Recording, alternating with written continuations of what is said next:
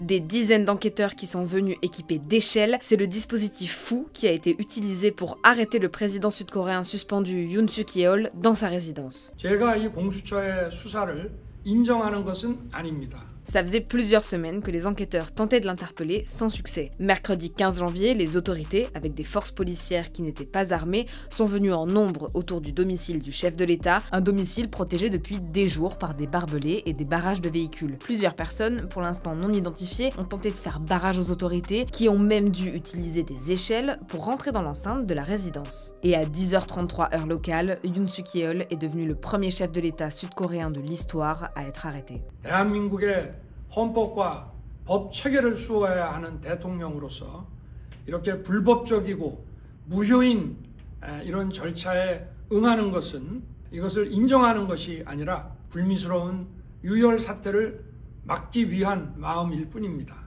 Pour rappel, Yoon Suk-yeol avait tenté d'imposer le 3 décembre dernier la loi martiale dans son pays, c'est-à-dire une mesure exceptionnelle où le maintien de l'ordre est confié à l'armée. Le but, selon lui, c'était de protéger son pays, je cite, des forces communistes nord-coréennes. Le Parlement sud-coréen avait empêché l'instauration de cette loi martiale in extremis, et depuis, Yoon Suk-yeol est visé par une enquête pour rébellion et il a été suspendu de ses fonctions. Et puisqu'il a refusé de s'expliquer dans le cadre de cette enquête, les autorités avaient ordre de l'arrêter. Une première tentative d'arrestation avait eu lieu le 3 janvier dernier, mais elle avait été bloquée par le service de sécurité présidentiel. Et maintenant, qu'est-ce qui va se passer? Et pour le moment, Yoon Suk-yeol sera en garde à vue pendant 48 heures. La Cour de justice sud-coréenne a jusqu'à mi-juin pour décider de l'avenir du président suspendu, qui pourrait être démis définitivement de ses fonctions.